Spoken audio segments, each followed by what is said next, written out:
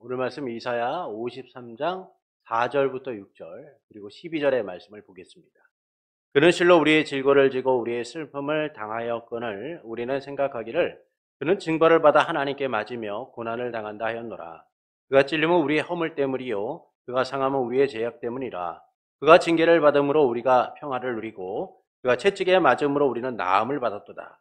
우리는 다 양 같아서 그릇 행하여 각기 제 길로 갔거늘 여호와께서는 우리 모두의 죄악을 그에게 담당시키셨도다. 그러므로 내가 그에게 존귀한 자와 함께 몫을 받게 하며 강한 자와 함께 탈취한 자를 나누게 하리니 이는 그가 자기 영혼을 버려 사망에 이르게 하며 범죄자 중에 하나로 헤아림을 받았음이니라. 그러나 그가 많은 사람의 죄를 담당하여 범죄자를 위하여 기도하였느니라. 아멘. 그리스도는 성령으로 잉태되사 동정녀 마리아에게 나셨다 라는 부분을 우리가 지난주에 함께 나누었습니다. 이는 그가 참 인간이심을 의미하며 다윗의 후손으로서 죄가 없이 나셨다라는 의미를 담고 있는 것이죠. 그래서 예수님께서 참 하나님이실 뿐만 아니라 참 인간이 되셨다라는 것은 우리의 구원과 연결되어 있는 아주 중요한 의미를 담고 있다라는 사실을 지난주에 나눴습니다. 이와 같은 그리스도의 잉태와 탄생은 그리스도께서 우리의 중보자라는 믿음을 주면서 우리를 하나님 앞에 의롭게 한다라는 유익을 준다라는 것이죠. 오늘 우리가 볼 내용은 그리스도의 이제 직분에 관한 내용입니다. 그분이 어떤 일을 하셨는가라는 내용들을 함께 나누도록 하겠습니다. 37문을 보시겠습니다. 함께 읽겠습니다. 고난을 받으사라는 말로 당신은 무엇을 고백합니까? 그리스도는 이 세상에 사셨던 모든 기간에 특히 생의 마지막 시기에 모든 인류의 죄에 대한 하나님의 진노를 자신의 몸과 영혼에 짊어지셨습니다. 그분은 유일한 화목제물로 고난을 당함으로써 우리의 몸과 영혼을 영원한 저주로부터 구원하셨고 우리를 위하여 하나님의 은혜와 의와 영원한 생명을 얻으셨습니다. 첫 번째, 고난의 의미를 우리가 좀 살펴볼 필요가 있습니다. 그리스도의 낮아지심 전체를 의미한다라고 말할 수 있죠. 성육신, 공생의 십자가의 죽으심을 포함하기 때문이다라는 거예요. 이처럼 그리스도의 고난은 예수님의 낮아지심을 이야기합니다. 이는 단순히 고난과 죽으심만을 의미하는 것이 아니에요. 하나님이신 그리스도께서 성령으로 잉태되어 동정녀 마리아에게 낳으신 이 성육신의 사건까지도 포함하는 겁니다. 왜냐하면 그리스도께서 영광과 존귀를 누셨던 그 하나님의 보좌에서 내려와 인간이 되셨다라는 사실 자체가 그분의 낮아지심을 의미하고 있기 때문이죠. 참 하나님이신 그분이 참 인간이 되신 일. 그래서 우리가 예수님의 낮아지심을 이야기할 때 성육신과 그분의 공생애와 고난과 십자가의 죽으심을 우리는 예수 그리스도의 낮아지심이다 라고 말합니다. 그래서 우리가 예수님이 고난을 받으셨다라고 할 때 그 고난은 예수님의 태어나심과 죽으심의 전생애를 포함하고 있는 것을 우리는 고난을 받으셨다라고 이야기해요. 결국 그리스도의 고난은 육체와 영혼이 당하신 모든 고통을 포함하고 있는 거예요. 그분의 비참함과 연약함과 괴로움 또는 고통, 치욕, 인간이 겪는 모든 고난을 육체와 영혼 모두가 당하셨다라는 겁니다. 그래서 그리스도의 고난은 그분의 삶의 시작부터 마지막까지 받는 고통을 이야기하고 있는 겁니다. 그리스도의 고난은 신성과 인성 모두에 따라서 혹은 신성에 따라서나 고난을 당하신 것이 아니라 오직 인성에 따라서만 육체와 영혼이 고난을 당하셨다는 거예요. 우리가 이것을 중요하게 얘기하는 게 그리스도가 고난을 당하셨다고 할 때 신성이나 인성이 함께 고난을 당했다거나 또는 신성을 따라서 고난을 당하셨다는 게 아니에요. 오직 그리스도가 인성을 가지신 참 인간이시기 때문에 우리와 같은 고난을 당하셨다라는 겁니다. 신성은 그리스도의 신성은 왜 고난을 당할 수 없느냐면 불변하시고 영원하시기 때문이에요. 그래서 그분은 고난을 당하실 수가 없어요. 전능하신 분이시기 때문에 그분을 고난 가운데 있게 할 수 있는 어떤 것도 없다라는 거예요. 그러나 예수님은 참 인간이시기 때문에 인성을 따라서는 고난을 당하시고 죽으심으로 말미암아 사람의 죄에 대하여 보상하셨다는 겁니다. 고난을 당하심을 통하여, 인성을 따라 고난을 당하심을 통하여 우리의 연약함을 동정하시고 인정하실 수 있는 분이다라는 것이죠. 그러므로 그리스도의 고난은 그분의 인성을 따라 삶의 시작부터 마지막까지 고난을 받으신 것을 이야기해주고 있는 것이다 라는 겁니다. 그러니까 이 같은 고난받으심에 대한 고백은 우리에게 두 가지를 의미해요. 첫째는 모든 인류의 죄를 생의 마지막에 짊어지셨다라는 겁니다. 모든 인류의 죄를 생의 마지막에 짊어지셨다는 거예요. 베드로전서 2장 24절을 베드로전서 2장 24절을 함께 읽겠습니다. 친히 나무에 달려 그 몸으로 우리의 죄를 담당하셨으니 이는 우리로 죄에 대하여 죽고 의에 대하여 살게 하려 하심이라. 그가 채찍에 맞음으로 너희는 나음을 얻었나니. 그러니까 그리스도의 고난은 그분의 죄 때문이 아니라 우리의 죄 때문이다라는 겁니다. 결국 예수님이 왜 십자가를 지셨느냐? 그 직접적인 원인이 예수님에게 있는 게 아니라 바로 다른 사람의 죄로 인한 것이다. 우리의 죄로 인한 것이다 라는 거예요. 그 죄는 어떻게 왔습니까? 첫사람 아담의 범죄함을 통하여서 그 원죄가 인류에게 전가되었기 때문이죠. 그래서 모든 인생들은요, 이 원죄를 짊어진 삶을 살아가게 되는 거예요. 전적으로 부패하고 타락한 존재로서 이 죄의 짐을 짊어져요. 죄와 사망 속에 거할 수밖에 없는 인생이라는 것이죠. 죄에 대한 형벌을 짊어져야만 하는 인생인 겁니다. 그러나 인간은 그 죄를 해결할 능력이 없어요. 그래서 하나님께서는 이 죄의 문제를 해결하시기 위하여 그리스도를 약속하셨고 그리스도께서 약속대로 이 땅에 죄 없는 인간으로서 오셨다라는 거예요. 그리고 그분이 고난을 받으시고 십자가에 죽으심으로 마지막에 우리의 죄를 짊어지심으로 하나님의 약속을 이루셨다라는 것이죠. 그래서 그리스도께서 고난을 받고 약속을 성취하심을 통하여서 우리는 하나님의 구원받은 백성으로서 의로운 하나님의 자녀로서 살아갈 수 있게 됐다라는 거예요. 그래서 우리가 그리스도께서 고난을 받으셨습니다 라고 할 때 이 고백은 우리의 죄를 짊어지셨다는 거예요. 죄 없으신 그분께서 마땅히 죽어야 될 나의 죄를 짊어지시고 죽으셨다라는 고백을 하는 거예요. 결국 우리가 주님의 은혜로서만 구원을 받았다라는 사실을 고백한다라는 겁니다. 그래서 고난을 받으셨다라는 그 의미의 첫 번째는 주 예수 그리스도께서 마지막에 우리의 죄를 짊어지시고 죽으셨다라는 의미를 담고 있다라는 겁니다. 두 번째는 유일한 화목제물로 고난을 받으셨다라는 거예요. 요한 1서 2장 2절의 말씀을 함께 읽겠습니다. 그는 우리의 죄를 위한 화목제물이니 우리만 위할 뿐 아니라 온 세상의 죄를 위하심이라. 모든 인류를 위해 죄를 생의 마지막에 짊어지신 그리스도께서는 유일한 화목제물로 고난을 받으셨다라는 겁니다. 예수님이 우리의 죄를 짊어지셨다. 그리고 화목제물로 죄를 받으셨다. 고난을 받으셨다라는 것이죠. 그러니까 이 일이 주는 의미는 두 가지예요. 첫째는 우리를 영원한 저주로부터 구원하셨다는 겁니다. 그러니까 예수님께서 화목제물이 되셔서 화목제물이 되셔서 우리의 죄를 짊어지시고 고난을 받으셨다라는 의미는 첫째는 우리의 영원한 저주로부터 구원하셨다라는 거예요. 갈라디아서 3장 13절의 말씀을 읽겠습니다. 그리스도께서 우리를 위하여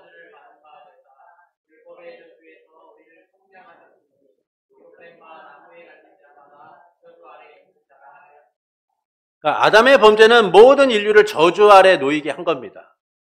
그러니까 이 저주는 어떤 저주예요? 하나님과의 단절이에요. 하나님과의 단절이죠. 하나님과의 관계가 끊어지고 죄와 사망 아래 놓이게 된 겁니다. 하나님의 영원한 진노와 심판 가운데 멸망받을 수밖에 없게 된 거예요. 그러니까 이런 저주받은 우리를 예수님께서 화목제물이 되셔서 구원하셨다는 거예요. 화목제물이 되셔서 우리의 저주로부터 구원하셨다라는 겁니다. 하나님과 우리의 맡긴 담을 하시고 그리스도를 허물어 맡긴 담을 하시고 그리스도를 힘입어서 하나님께로 나아가도록 하셨다는 것이죠. 그러니까 그리스도의 보혈로 우리를 정결케 하셔서 의롭게 하신 거예요. 우리가 더 이상 저주 아래 놓이지 않고 죄와 사망 가운데 놓이지 않고 하나님의 구원의 은혜 가운데 영원한 생명 가운데 살아가는 삶을 살아갈 수 있도록 하셨다는 거예요. 이를 위하여 예수 그리스도께서는 단번에 완전한 제사를 드려서 우리를 거룩하게 하신 겁니다. 하나님을 위한 화목제물이 되셔서 우리를 저주 아래서 건져 하나님과의 화목을 이룰 수 있도록 하셨다는 것이죠. 그래서 이 제사의 효력은 영원하기에 택함받은 백성은 영원한 저주로부터 구원을 받아 자유함을 누리는 거예요. 하나님과의 단절된 삶에서 벗어나서 하나님과의 화목을 이루고 교제를 이루고 언제나 담대하게 하나님께로 나아가는 삶을 살아가게 된 겁니다. 이 삶을 통하여 우리가 누리는 축복이 뭐예요? 예배자로서 하나님 앞에 살아가고 있다는 것이죠. 매 순간 하나님 앞에 기도하고 하나님 앞에 예배자로 설 수 있다는 것. 이것이 바로 저주에서 벗어난 하나님 백성의 삶의 모습들이라는 겁니다. 두 번째는 우리를 위해 하나님의 은혜와 의와 영원한 생명을 얻으셨습니다라는 거예요. 그러니까 예수 그리스도께서 하나님의 은혜와 의와 영원한 생명을 얻으셨다라는 것은 우리 또한 그렇게 되었다라는 거예요. 그래서 로마서 3장 24절부터 26절은 이렇게 말씀합니다.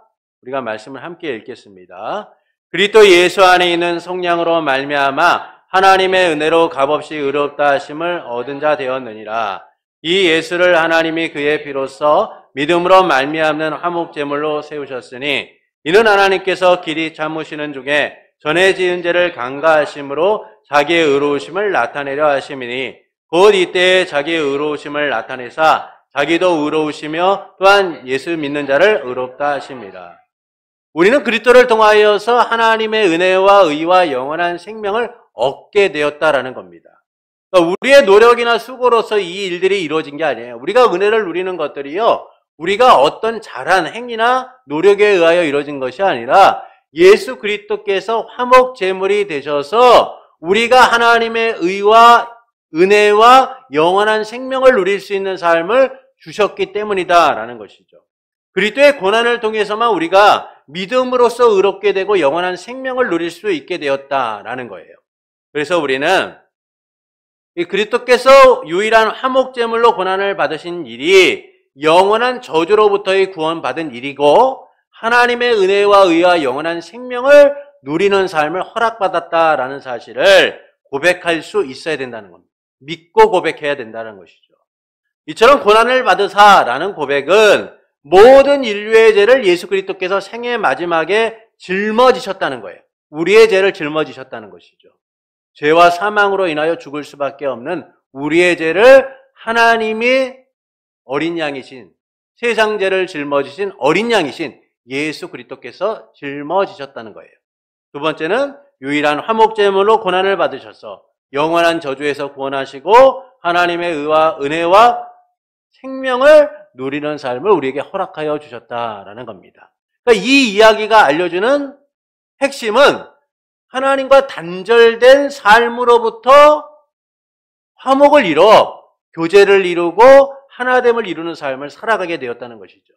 언제나 하나님의 은혜를 덧입고 하나님과의 교제를 이루고 하나님 앞에 나아가는 삶을 허락받았다라는 겁니다. 이 일을 누가 하신 거예요? 예수 그리스도께서 고난받으심을 통하여 유일한 하나님과 우리의 화목제물이 되심을 통하여 우리가 그 은혜를 누리게 되었다라는 겁니다. 38문을 보시겠습니다. 그분은 왜 재판장 본디오 빌라도 아래서 고난을 받으셨습니까? 우리 답을 함께 읽겠습니다. 그리스도는 죄가 없지만 세상의 재판장에게 정죄를 받으셨으며 이로써 우리에게 임할 하나님의 준엄한 심판에서 우리를 구원하셨습니다.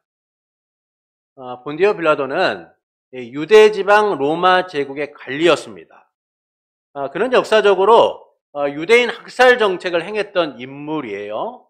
역사학자들이 그를 기록하기를 뭐라고 기록했냐면 성격이 잔인하고 가혹하며 반역자들을 판결 없이 처형하는 일을 했다라고 얘기해요.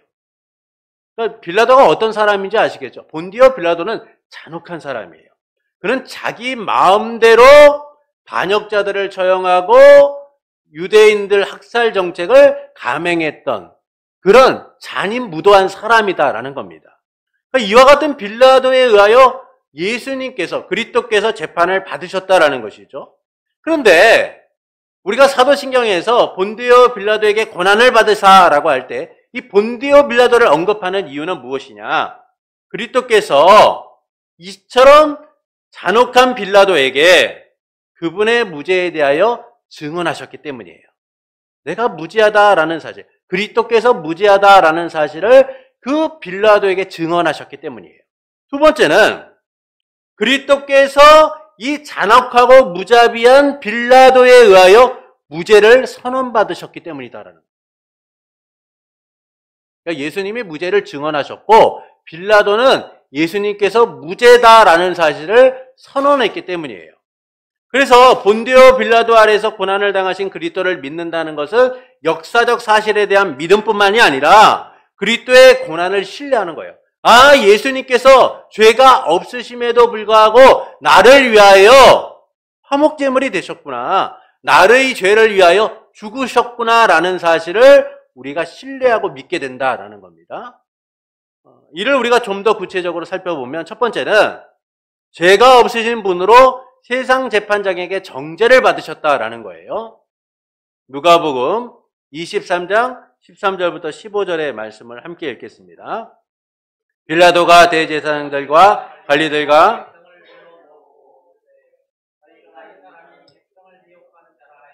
네게 끌고 왔도다. 보라, 내가 너희 앞에서 신문하였으되 너희가 고발하는 일에 대하여 이 사람에게서 죄를 찾지 못하였고 헤롯이 또한 그렇게 하여 그를 우리에게 도로 보내었도다. 보라, 그가 행한 일에는 죽일 일이 없느니라. 자, 빌라도는 잔혹하고 무자비한 사람이에요. 유대인 학살 정책을 했고 그냥 자기 마음대로 반역자들은 판결도 없이 처형했던 사람입니다. 근데 그가 지금 뭐라고 증언하고 있어요? 예수 그리스도에게서 죄를 찾지 못하였고 그가 죽을 일이 없다라고 얘기해요. 빌라도는 대제사장들과 관리들과 백성들을 불러 모아놓고 그들이 고발한 일에 대하여 그리스도에게서 죄를 찾지 못했다, 무죄하다라고 선언하고 있습니다. 이처럼 빌라도는 그리스도의 무죄를 증언한다라는 것이죠. 그는 그리스도를 두 번이나 조사를 합니다. 두 번이나 조사하였고 백성 앞에서 그리스도가 무죄하다라는 사실을 세 번을 선언해요. 이것은 그리스도께서 죄가 없으신 분이다, 무죄하신 분이다라는 사실을 분명하게 드러내는 일이죠. 그런데도 그는 그리스도를 정죄하였어요. 그리스도께서 죄가 없으신 분으로 이 세상의 재판장에 의하여 정죄를 받으신 겁니다. 분명히 빌라도는 무죄하다라고 세 번을 선언했다면 그는 풀어줘야죠. 예수 그리스도를 풀어줘야 합니다. 그런데 예수님이 어떻게 되셨습니까? 죄가 없으심에도 불구하고 조롱과 멸시를 당하시고 십자가에 처형당하셨어요. 이건 매우 억울하고 분노할 만한 일이죠. 그럼 죄가 없음이 밝혀졌음에도 불구하고 그 죄에 대한 책임을 짊어져야 된다라고 생각한다면 이보다 억울한 일이 어디 있겠습니까? 근데 예수님께서는 죄가 없으신 분임에도 불구하고 세상의 재판장에 의하여 정죄를 받으셨을 뿐만 아니라 십자가형을 받으셨다라는 거예요. 그러니까 이것은 하나님의 계획 가운데 이 일이 이루어지고 있다라는 사실을 우리에게 함께 알려주고 있는 거예요. 하나님께서 죄가 없으신 그분을 세상에 정죄받게 하신 것은 죄가 없으신 그리스도를 통하여서 자기 백성을 구원하시기 위함이다라는 것이죠.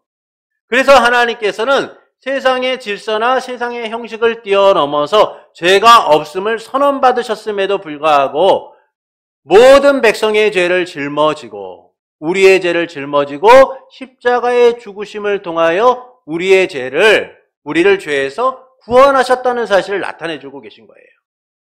그리스도께서 빌라도에게 위에서 주지 아니하셨다면 나를 해야 할 권세가 없다라고 하셨던 것처럼 이 모든 일이 하나님의 주권적 역사 속에서 이루어지고 있다라는 겁니다. 그래서 세상의 재판장에게 정죄를 받으신 일은 하나님의 구속의 역사를 이루시기 위하여 하나님께서 죄가 없으신 예수 그리스도를 세상 가운데 넘겨주셨다는 사실을 우리에게 보여주고 있는 것이죠. 하나님의 뜻과 계획에 의하여 구속의 역사가 인간의 질서나 인간의 상식을 초월하여서 이루어지고 있다라는 겁니다. 두 번째는 우리에게 임할 하나님의 심판에서 구원하셨다라는 거예요. 우리에게 임할 하나님의 심판에서 구원하셨다는 겁니다. 고린도후서 5장 21절을 함께 읽겠습니다. 하나님이 죄를 알지 못하신 이를 우리를 대신하여 죄로 삼으신 것은 우리로 하여금 그 안에서 하나님의 의가 되게 하려 하심이라. 죄 없으신 그리스도께서 세상의 법정에서 유죄를 받고 십자가에 죽으신 것은 하나님의 심판에서 우리를 구원하셨다라는 겁니다. 그것은 그리스도께서 우리를 위하여 이 모든 일을 당하셨고 그의 고난으로 말미암아 우리의 죄를 보상하시고 우리를 위하여 제사함과 성령과 영생을 누리도록 하셨다는 거예요. 누구의 공로로요? 예수 그리스도의 공로로 말미암아 우리가 하나님의 구원의 은혜를 누리게 되었다는 거예요. 그래서 예수님께서 하나님의 심판에서 죽으신 일은 하나님의 공의를 이루시기 위하여 죽으신 일은 하나님의 심판에서 우리를 구원하신 일이고 하나님의 은혜를 누리도록 만드셨다라는 겁니다. 세상 죄를 짊어질 하나님의 어린 양으로 죽으신 그리스도를 통해서 우리는 하나님의 심판에서 구원받게 되는 것이죠. 그리스도로 말미암아 구원을 누리며 살아가게 되는 거예요. 이처럼 본디오 빌라도 아래서 고난을 받으셨다라는 것은 역사적 사실만이 아니라 그리스도의 고난을 우리가 믿고 신뢰하도록 만드는 거예요. 그것은 그리스도께서 죄 없이 세상의 재판장에게 정죄를 받으셨을 뿐만 아니라 하나님의 심판에서 우리를 구원하셨기 때문이다라는 것이죠. 우리는 이것을 통하여서 우리의 구원이 확증되었다는 사실을 아는 거예요.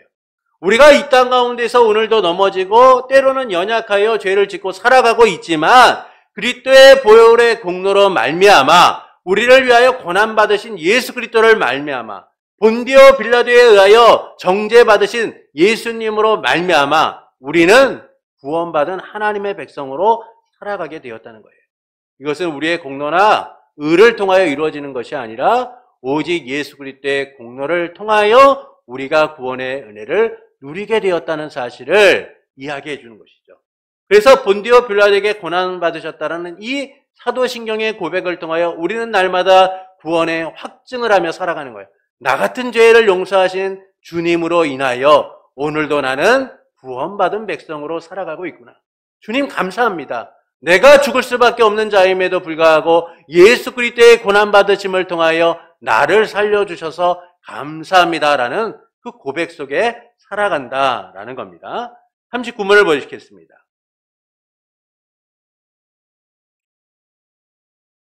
그리스도께서 고난을 받으셔서 그 다음에 십자가에 못 박히시죠. 39문을 읽겠습니다. 그리스도께서 십자가에 못 박히심은 달리 돌아가신 것보다 특별한 의미가 있습니다. 그렇습니다. 십자가에 달린 자는 하나님께 저주를 받은 자이므로 그가 십자가에 달리심은 내게 임한 저주를 대신 받은 것이라고 나는 확신하게 됩니다. 우리가 예수 그리스도께서 본디오 빌라도에게 고난을 받아 십자가에 죽으셨다라고 할 때 이 십자가의 죽으심은 우리의 구원을 더욱더 확증해주고 있는 거예요. 그리스도의 죽음은 우리의 죄를 사하시기 위함이기 때문인 겁니다. 이를 위해 그리스도께서 이 땅에 오셔서 고난을 받으셨고 십자가에 죽으셨다라는 것이죠. 근데 왜 십자가에 죽으셨나요?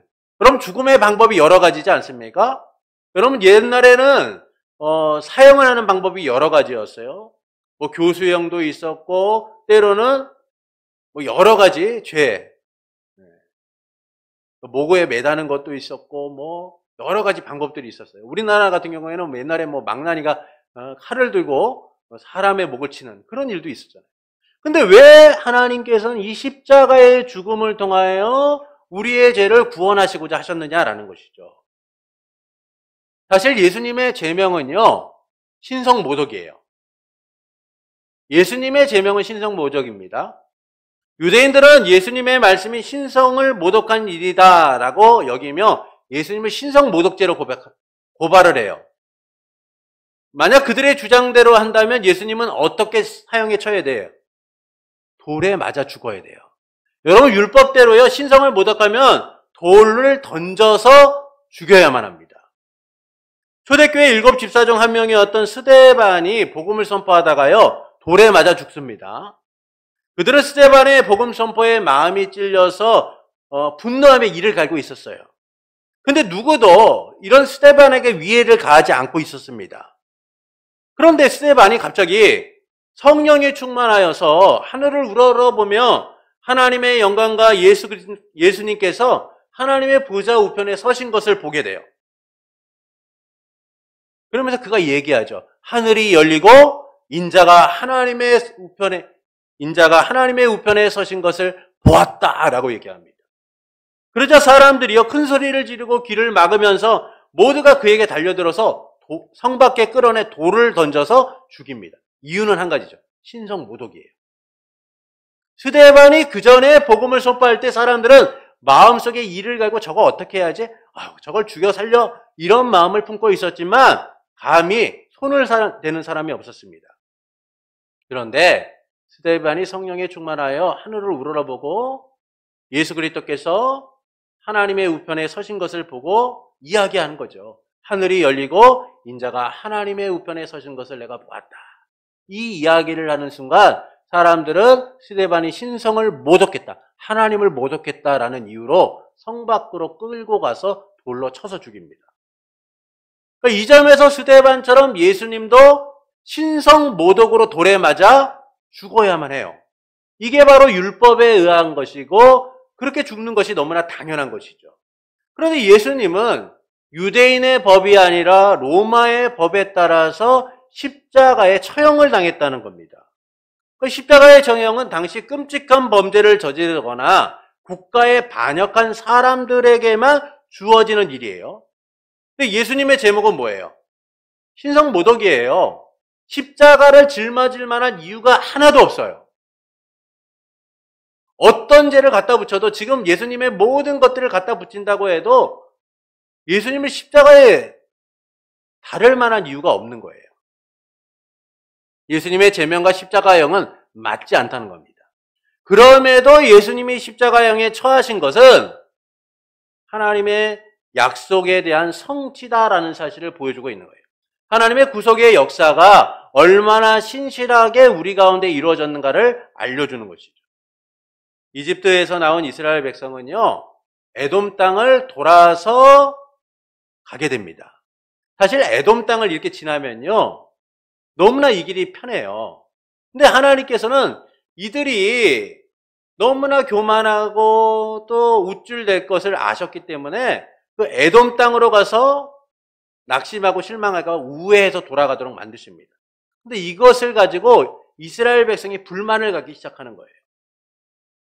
돌아가는 길이 생각보다 험하고 힘들었기 때문이죠. 그들은 하나님의 은혜를 그때 하찮게 여기기 시작합니다. 그러면서 얘기하기를 어찌하여 우리를 이집트에서 인도하여 내어서 이 광야에서 죽게 하느냐. 이곳에는 먹을 것도 없고 물도 없다. 우리 마음이 이 하찮은 음식을 싫어하는도다라고 얘기해요. 하나님이 주신 만나를 싫어한다는 것이죠. 여러분, 그 이야기가 뭡니까? 하나님이 이집트에서 그들을 구원하시고 지금까지 먹이셨던 그 놀라운 구속의 역사를, 하나님의 은혜를 그들이 거부하고 있음을 보여주는 거예요. 하나님의 은혜를 멸시하고 조롱하고 있는 것이죠. 이로 인해서 이스라엘 백성은 불뱀의 심판을 받게 됩니다.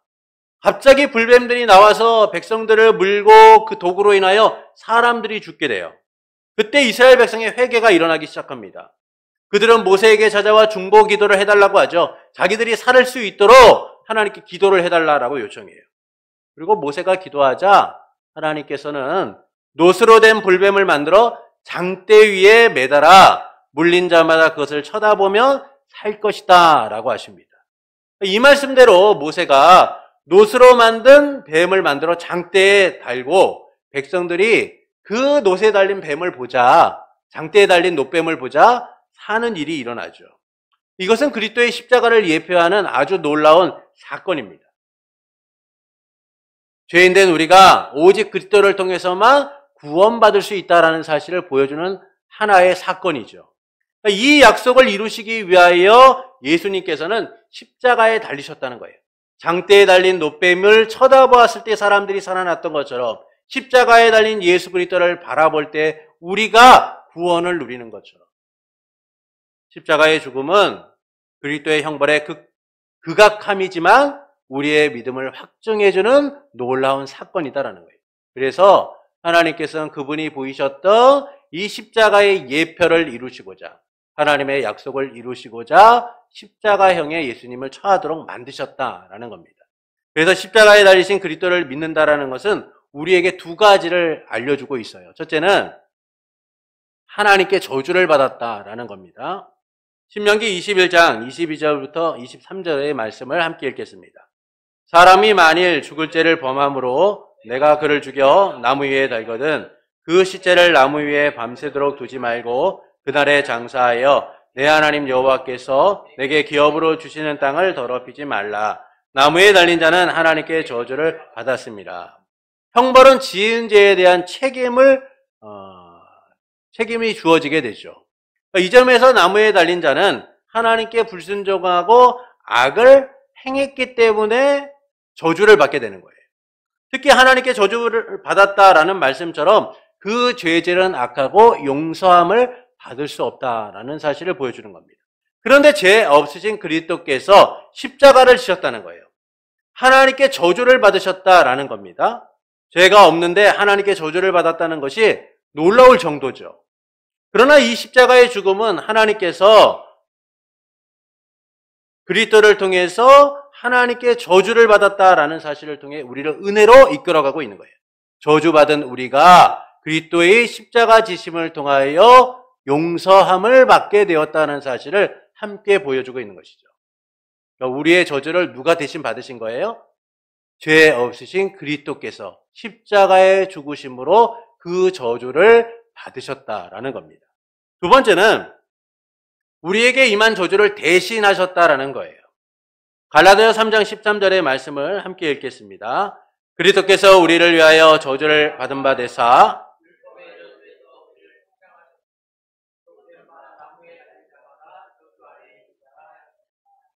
그리스도께서 나무에 달려 하나님을 저주를 받으셨다라는 것은 저주 아래에 있는 우리를 대신하여 저주를 받으셨다라는 거예요. 만약 예수 그리스도께서 십자가를 지신 일이요 우리에게 아무런 영향력도 끼치지 못한다면 그게 우리하고 무슨 상관이 있겠습니까? 예수님이 하나님의 저주를 받아서 십자가를 지셨는데 그것이 우리와는 상관없는 일이라면 그것은 우리의 삶에 아무런 의미가 없는 거죠. 그런데 성경은 분명하게 예수님이 십자가를 지셨다라는 말씀을 통해서 하나님의 저주를 예수께서 지셨고 그 저주를 받으신 일이 우리의 저주를 대신하신 것이다 라는 사실을 알려주고 있는 거예요. 그래서 우리가 하나님의 구속의 은혜, 구원의 은혜를 온전히 바라보도록 만든다라는 겁니다. 어떤 것으로도 용서받을 수 없는 우리를 대신하여 그리스도께서 친히 저주를 받으신 거죠. 이를 통해 우리는 그리스도와 함께 죽고 함께 산 자로서 하나님의 구속의 은혜를 누리며 살아가게 되는 거예요. 그 삶의 모습을 우리에게 뭐라고 말씀합니까? 하나님의 자녀가 되어 하나님을 아빠 아버지라고 부르고 하나님의 유업을 상속받은 자가 되었다라고 말씀해주고 있어요. 우리의 저주를 대신 지신 그리스도를 통하여 우리는 진정한 구원을 누리게 된다는 겁니다. 그래서 이 십자가에 달리신 그리스도를 믿는다는 것은 그리스도께서 나의 저주를 받으셨고 나를 위하여 저주를 받으셨고 그리하여 그가 나를 구원하셨다라는 사실을 믿는 것이죠. 그래서 우리가 사도신경에서 본디오 빌라도에게 고난을 받으사 십자가에 죽으시고라고 고백할 때 그 고백을 통하여 우리는 하나님의 구원받으심에 대하여 온전히 고백하도록 하나님의 구원받으심을 확증하며 그 은혜를 고백하는 것이다 라는 사실을 우리는 사도신경을 할 때마다 다시금 생각해 봐야 된다라는 겁니다. 결론을 말씀드리면 그리스도의 고난받으심은 우리의 몸과 영혼의 영원한 저주로부터 구원하시고 우리로 하여금 하나님의 은혜와 의와 영원한 생명을 누리도록 하셨다라는 것이죠. 빌라도 아래에서 고난을 당하심은 하나님의 처절한 심판으로부터 우리를 해방시키셨다라는 겁니다.